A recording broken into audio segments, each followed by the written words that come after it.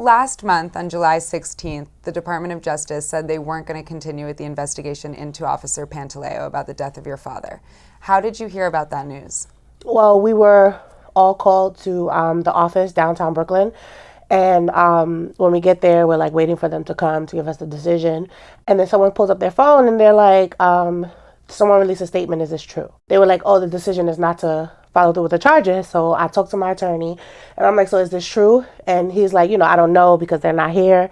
And I'm like, I don't think they will release a statement if the statement is not accurate. So then I stepped outside the room, and when they started coming in, I went back in and I'm like, I don't want to go through the condolences. Like, I'm very upset right now. I was like, I don't want to shake no hands. I don't want to, no, because I feel like the statement was released. I just want to know if it's true or not. And they said, well, we just want to first give our condolences. I don't want your condolences anymore. Like, everybody else at the table couldn't accept it, but I'm not accepting any of that. And I was like, I just want to know, is it confirmed or, is that a lie? Is it a release or whatever? And he was like, well, that's true. We're not going to file charges. So I'm like, well, then I guess the meeting is over. So what did your life look like for the next few days? Because you guys didn't stop fighting then. It was like, after that, I was filled with so much emotion that I couldn't get it out fast enough. Like when I went outside to go, to say what I was going to say, it was a rush in my head. Like, my blood was boiling. Like, I felt like I was turning red. Like, I felt like I was spitting from my mouth. Like, it was just like, you just want to offer me condolences. You keep bringing me into the room to tell me the same thing over and over again. You said the same thing when they did the grand jury in Staten Island, when they decided not to make the charges, and then you come with the federal government. They don't want to pull the charges to press the charges, and it's like, you keep calling us in these rooms and you're telling us the same thing over and over again. Did you ever hear from Mayor de Blasio, you or anyone else in your family personally, after the DOJ's statement was released? I have a problem with how Mayor de Blasio has painted this whole picture, because over the past 5 years, I've never personally met Mayor de Blasio. He's met members of my family. He's never met me. He's never extended the olive branch to say, hey, I would like to sit with you. He's never said any of that. And, we all came out publicly. These are my siblings. This is my father. That's my mom. So when we got into it was a meeting that was happening. And by way of, word of mouth, I found out about the meeting, and I went to the meeting, and I was like, I'm coming to the meeting, so I need to know what time it is and where it is. Because it's like, Mayor de Blasio, you have the power to fire him. So when we went to have the meeting with him, he was already there with my father's mother, and Reverend Sharpton was there, and Mayor de Blasio and his wife was there. And I was like, I'm going to put my mom on the phone because she lives all the way in Jersey. She's not here. And, as we're talking, he was already talking to my father's mother or whatever, and they were having a conversation. I was like, I kind of interrupted, you've been talking to her for the past 5 years. So it's like, I have questions that I need answered. Why isn't he fired? And what can you do, or what's preventing you from doing the right thing? And my mom got on the phone to say, because I was kind of losing my voice already from screaming. So my mom got on the phone and he goes, remind me of your name again. You don't know my mom's name? He's like, oh, I do know. I just can't recall it right now. I said, you should know each and every one of our names, because you keep saying, the Garner family. Like, you keep saying, the Garner family when you only talk to one person from the Garner family, which is my father's mother. You've never spoken to me. You've introduced yourself to my mom, but it's nothing that you've said, other than hello to my mother, or I send my condolences. There's never been nothing else to say. So Pantaleo was forced to step down now as of August 2nd. Does this mean justice has been served? I wouldn't say that he was forced to step down. I would say that because the judge recommended charges, he had to be taken off of, officially suspended. Mm-hmm. But he was never officially suspended. He was never stripped of anything. He was just so-called on desk duty. So what happened on August 2nd should have happened 5 years ago. So I want to read you a quote from de Blasio that he said during the first presidential debates. He said he had to have a talk with his son, and this is the quote now, how to protect himself on the streets of our city and all over this country, including how to deal with the fact that he has to take special caution because there have been too many tragedies between our young men and our police. And he's talking about the fact that his son is half black. Mm-hmm. What do you respond to that? I feel like he made that one statement and said nothing else publicly after that. Because when we were in the room, I said, you made a statement about your son, who is a black man. who will be a black man, and you have a black daughter who is black just like me. And I believe she's my sister's age, 29, 28, 29. I believe she's around that age. And after the police turned their backs on you, you've never said anything else other than that. Then other than you feel sorry or you wish that this would never happen and you don't want it to happen going forward. You have never directly, it's always a circle. Like I dislike people that talk in circles, and he's one of the people, he's one person that talks in circles, and that's what makes me dislike the things that he say. So you're raising both your own children and those of your sister now. What advice do you have for black boys growing up in America now in dealing with police?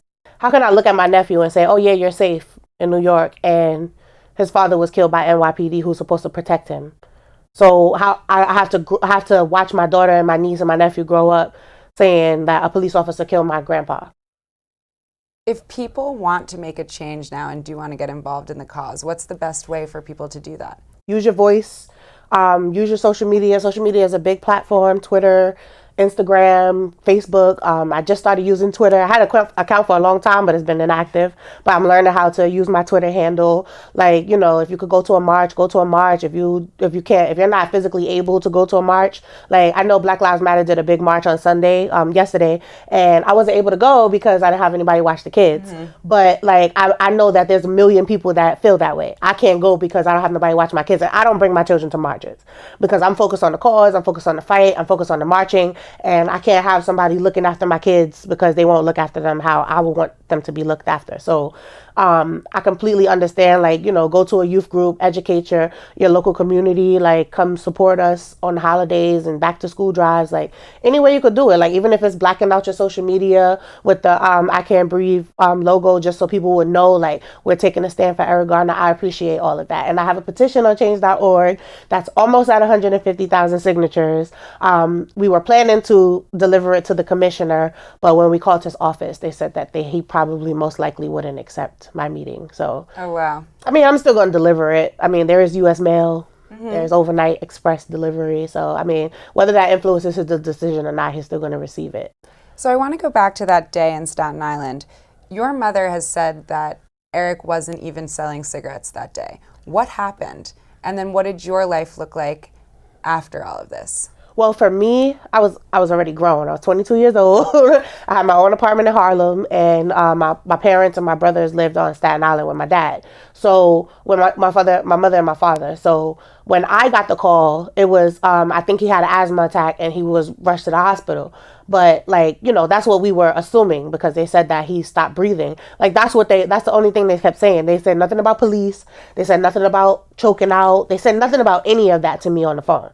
So whether they knew the information or not, they didn't tell me. So when I was on my way and I got to the ferry and I'm like, hey mom, I'm on my way to the hospital. Which bus do I take? She's like, just come to the house. So I'm already back at the house. Because I had to take public transportation to Staten Island or whatever.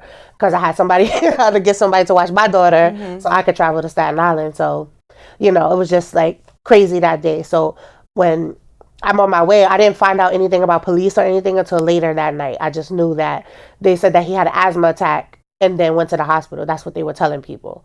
And then we found out later that that wasn't true. Because my mom was at the hospital for about an hour. What do you think appropriate repercussions and justice for both Pantaleo and the other officers that were there that day would have been? I think that the automatic decision would have been to fire them and to then pending investigation. So like my biggest question is what did the Department of Justice investigate if they said that they investigated evidence and they don't see that Pantaleo was wrong, but then this officer who's also an NYPD judge for the CCRB says that they have all of this evidence and all of the evidence results in him being in the wrong. So it's like, you guys said that you did a full investigation. What did you investigate? What information did you receive? Did you watch the same video that the judge watched? Because if the judge watched the video and said that he was wrong and you looked at the video and said that he wasn't wrong, where's the disconnect?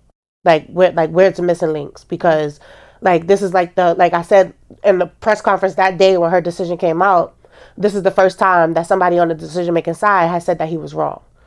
So what was everybody else looking at for the past 5 years?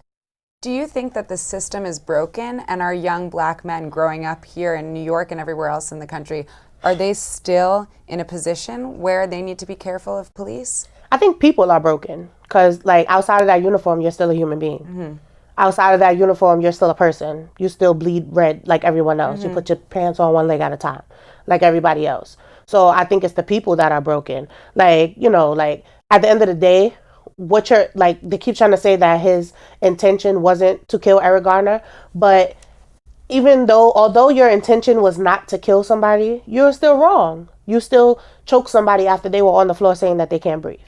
So for somebody to say it for 11 times, it's like ridiculous. And then to hear that they had a march and they wore shirts that say breathe easy, it kind of made me feel enraged, because it's like, breathe easy. He could have breathed easier if you weren't on him. He could have breathed better if you weren't on him. If he would have got oxygen tank, he would have been breathing better. He would still be breathing now.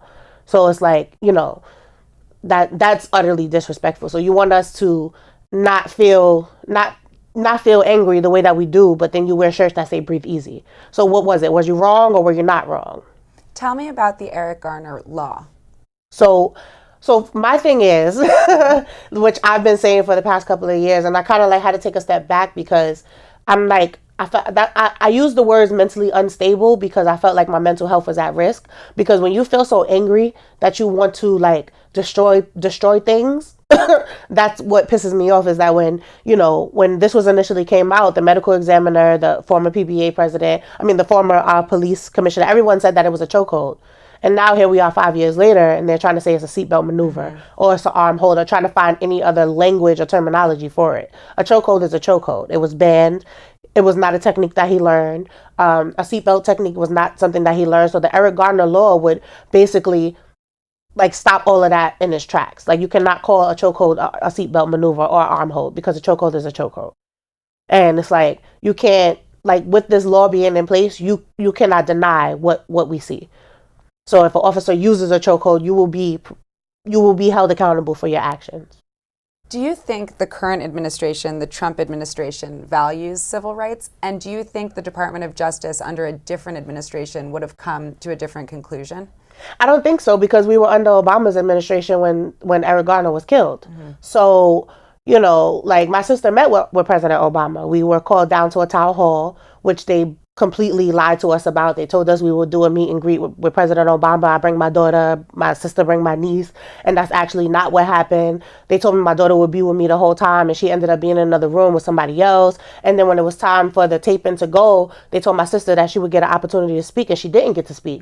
And me and her were texting back and forth, and I was like, well, you know what? If you're not going to speak, then we out of here. Like, we leaving. So then we got up and we walked out. So one minute you see us sitting behind Obama, next minute you don't. They use it as a photo op. And it was like, we kind of felt a certain way, like, were you in on this? Like, was this your plan? So we kind of like got upset. Like, I was really upset with Obama. Like, why would you bring us here and you're not going to let us speak, and you know that we wanted to speak, and then you let somebody else who's not even a victim speak?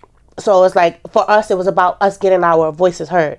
And then he met with my sister after that and told him that he would send her documents on the, the stuff that he was doing and what would happen. And he would keep a close eye on it and something would happen. And then he's out of the White House, and then here comes Trump. And then now, under Trump administration, now they're saying that no charges would be filed. So it's like, like when other people were in office, the former attorney general, it was under her desk for a long time. So everybody was just passing the buck, like, oh, it's not us, it's the federal government. Oh, we're waiting for this, or we're waiting for the grand jury, or we're waiting for that. So it's just been too much waiting. Do you think that de Blasio can stay mayor and the system can be fixed after the example he set by handling your father's case in the way that he did? I think that Mayor de Blasio, my mother said if I don't have nothing nice to say, don't say it at all. So I'm going to leave it there. I don't have anything nice to say. Do you think he should step down? Is it I possible? think that he should have stepped down a long time ago. And I think that everything was mishandled. So what do the next few years look like for you? Are you going to keep up this cause and try to make sure that your father at least didn't die in vain? Right. I'm going to keep up the fight. I'm going to continue to my children are always going to come first. So if people don't hear from me for a little bit, just know I'm taking care of these kids. I try to handle having a full-time job because I have a full-time job, and then also dealing with the girls' extracurricular activities and trying to find schooling for the baby. So it's like a lot, but I'm still going to keep up the fight. I haven't stopped. I might not have been as public over the past 2 years since my sister died because I don't really like the cameras and all that stuff, and makeup, that's not really me. So it's like, I keep up the fight in other ways. I go out to colleges, I educate students, I work with college students who are in foster care right now, and I enjoy the work that I do. And I just keep up the fight in other ways. Like, and now my daughter, like, she's turned into a social activist, and I was just like, you think your kids not listening, but they really are. And yeah, of course, and that's where it starts. I heard her talking, and she had that finger, and I was like, oh gosh. Yeah, because they've had such incredible examples. Where I was like, oh my gosh, that's me. And then I find my niece, she watches videos of her mom talking and videos of her speaking. So, she's watching. She's watching. Emerald, thank you so much for joining us on Bold. Keep up the good work, and I'm so sorry for what you and your family have gone through. Thank you for having me. Thank you.